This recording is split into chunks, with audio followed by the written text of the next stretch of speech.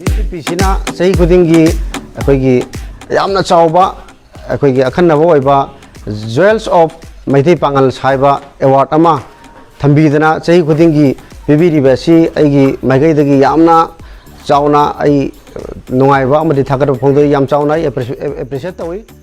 Meitei-Pangal Echin Enaosingda masagi ojaba kaya thadokduna miyamgi thabak tawriba miyoi-singbu pukning thawgatpoina Village Community Progressive Committee Manipur na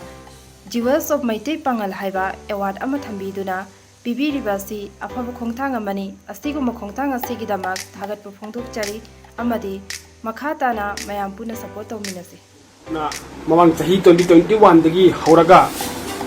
Jewel of Meitei-Pangal award haina ama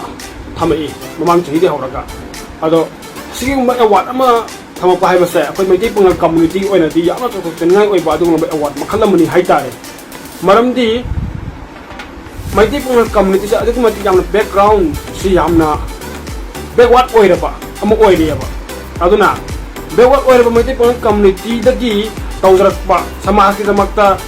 mating leina afawani haina torakpa thalain torakpa dobo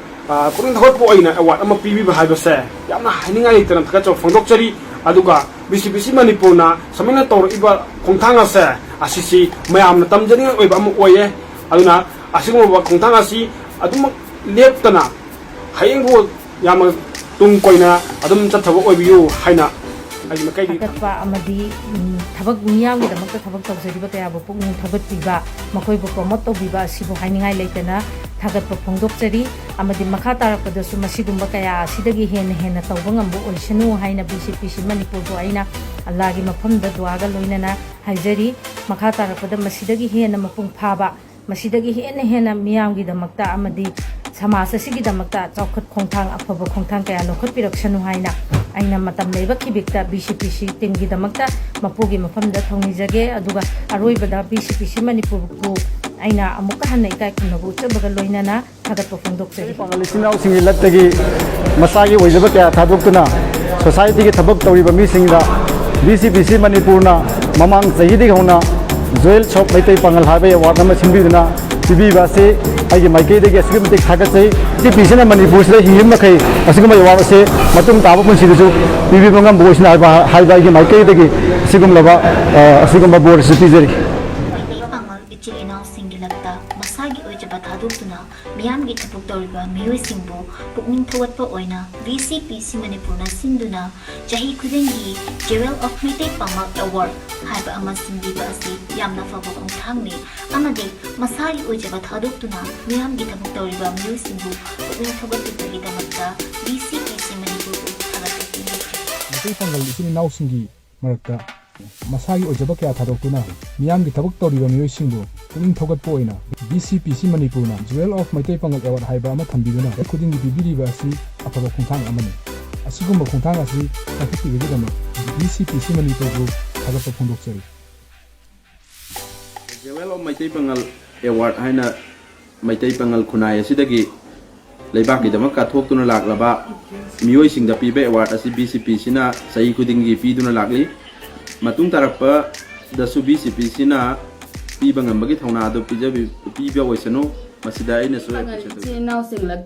masagi ojaba kaya thadokduna miyamgi thabak tawriba miyoi-singbu pukning thawgatpa oina VCPC-Manipur na Jewels of Meitei-Pangal haiba award ama thamduna pibiriba ase afaba khongthang amani asigumba afaba khongthanggi damak thagatpa phongdokchari amadi makhatana afaba thabak tawrapa khudingmakta support tawmi Jewels of Meitei-Pangal Award 2022 ase VCPC-Manipur lupa sigi makokumon foundation day lupa sigi mataruk suba foundation day haija dare foundation day numita leibiriba Meitei-Pangal Echin Enaosingda lattagi miyamgi thabak tawriba singdage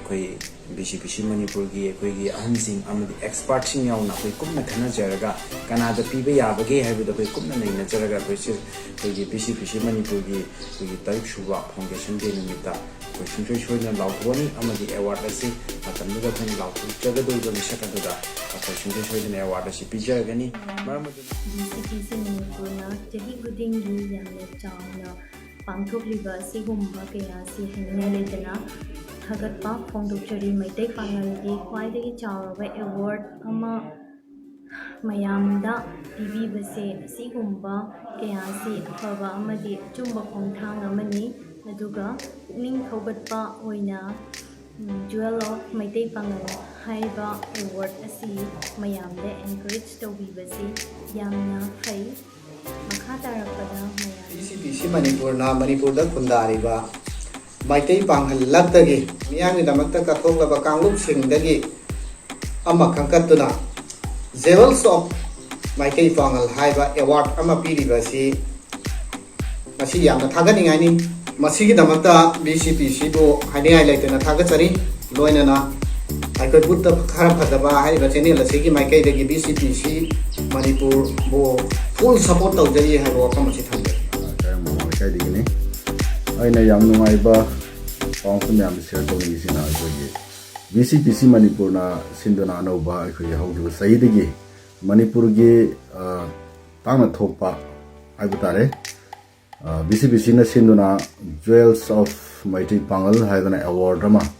ꯄꯤꯕ ꯍꯧꯔꯛꯄ ꯃꯃꯥꯡꯒꯤ ꯆꯍꯤꯗꯒꯤ ꯃꯁꯤ ꯌꯥꯝꯅ ꯑꯩ ꯁꯥꯏꯠꯇꯒꯤ VCPC ꯃꯅꯤꯄꯨꯔꯒꯤ ꯇꯤꯝꯕꯨ ꯑꯩꯅ ꯊꯥꯒꯠꯆꯔꯤ꯫ ꯂꯣꯏꯅꯅ VCPC ꯃꯅꯤꯄꯨꯔꯅ ꯃꯃꯥꯡꯗ ꯑꯩꯈꯣꯏꯅ ꯊꯦꯡꯅꯔꯛꯄꯗ ꯀꯣꯚꯤꯗꯀꯤ ꯃꯇꯝꯗ ꯌꯥꯝꯅ ꯋꯥꯅꯔꯕ ꯇꯥꯏꯃꯤꯡꯗ ꯇꯤꯝꯅ ꯑꯉꯝ ꯄꯨꯊꯣꯛꯅꯗꯨꯅ ꯃꯤꯌꯥꯝꯒꯤ ꯃꯇꯦꯡꯒ ꯂꯣꯏꯅꯅ ꯏꯃꯨꯡꯗ ꯌꯨꯝꯊꯣꯡ ꯆꯪꯗꯨꯅ ꯑꯩꯈꯣꯏꯒꯤ ꯑꯋꯥ ꯑꯅꯥꯁꯤꯡꯗ ꯉꯝꯖꯕ ꯈꯔ ꯍꯥꯏꯗꯤ ꯆꯥꯅ ꯊꯛꯅꯕꯒꯤ ꯄꯣꯠꯂꯝꯁꯤꯡ ꯑꯇꯩ ꯄꯣꯠꯂꯝꯁꯤꯡꯗ ꯃꯇꯦꯡ ꯄꯥꯡꯗꯅ ꯍꯣꯠꯅꯔꯛꯄ ꯀꯌꯥ ꯑꯃ ꯑꯩ ꯁꯣꯁꯤꯌꯦꯜ ꯃꯤꯗꯤꯌꯥꯗ ꯊꯦꯡꯅꯖꯩ꯫ ꯑꯩ ꯃꯁꯤ VCPC ꯃꯅꯤꯄꯨꯔꯒꯤ ꯍꯣꯜ ꯇꯤꯝꯕꯨ ꯑꯩꯅ ꯊꯦꯡꯛꯁ ꯇꯧꯖꯔꯤ꯫ ꯂꯣꯏꯅꯅ ꯑꯇꯩ ꯁꯤꯚꯤꯜ ꯁꯣꯁꯥꯏꯇꯤ ꯀꯌꯥ ꯑꯃꯅ ꯑꯦꯋꯥꯔꯗ ꯀꯌꯥ ꯑꯃ ꯄꯤꯗꯅ ꯑꯩꯈꯣꯏꯒꯤ ꯇꯣꯉꯥꯟꯕ ꯂꯥꯏꯟꯁꯤꯡꯗ ꯇꯧꯕꯗꯣ ꯑꯩ ꯃꯃꯥꯡꯗ ꯑꯇꯩ ꯇꯧꯕ ꯀꯥꯟꯗ ꯊꯦꯡꯅꯩ꯫ ꯑꯗꯨꯕꯨ ꯃꯗꯨꯗꯒꯤ ꯇꯣꯞ ꯑꯃ VCPC ꯃꯅꯤꯄꯨꯔꯅ ꯖꯨꯋꯦꯜꯁ ꯑꯣꯐ ꯃꯩꯇꯩ ꯄꯥꯡꯒꯜ ꯑꯦꯋꯥꯔꯗ ꯍꯥꯏꯕ ꯑꯃ ꯉꯔꯥꯡ ꯍꯧꯈꯤꯕ ꯆꯍꯤꯗꯒꯤ ꯄꯤꯕ ꯍꯧꯔꯛꯄꯁꯦ ꯑꯩꯅ ꯌꯥꯝꯅ VCPC ꯃꯅꯤꯄꯨꯔꯒꯤ ꯍꯣꯜ ꯇꯤꯝꯕꯨ ꯊꯥꯒꯠꯆꯔꯤ꯫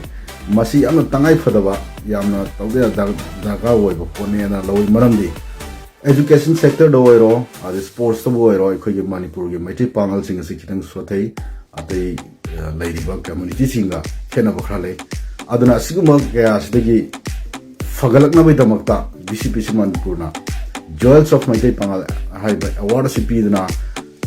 मैत्री Pongal लक्तगी मिथोय हेनब ओइरगलिबा अमदि मियामगिदमक्ता कथोप ngamba digumba tholpa leader singa piba award se yamna matang sayena lowi maramuduna VCPC gi whole team bu ai side gi very thanks tawjari masigumba award si sahi ni sangchitna tobungamba with you loinana ai khoi gi side gi ai gi side gi pangbangamba tawbuyaba mateng ai pangjagani hana su pangalai fully support tawjai VCPC Manipur team all team matam sangna miyam gi damta sewa tawba ngamba dugumba organization amo view loinana Manipur gi praja punamagna sigumlaba jat bijat khaidana mamangdagi awana singda mateng torokliba singna VCPC Manipur gi taw chong khri ta support tawba loinana mafam matam khrimukta encourage hariba VCPC Manipur su pibi haidana ai Manipur gi praja da thamjage loinana akhoi gi VCPC na akhoi gi thambiriba award asida akhoi gi imalebak asigi maroina Meitei Pangal laktagi yamna thona leiba ahenba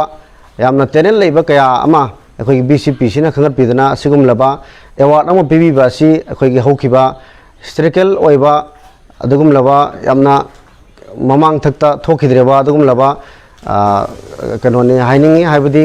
sigum laba mamang da kaya sigum ba hokhiba organization kaya na sigum pikhiba leitri ado VCPC na anogba laloma akhoi changchin lak aga asigum laba award ama pibi rakpasi yamna chauna appreciate tawningai ni yamna chauna aigi side gi di haningai leitana VCPC bu thakat phongdok chari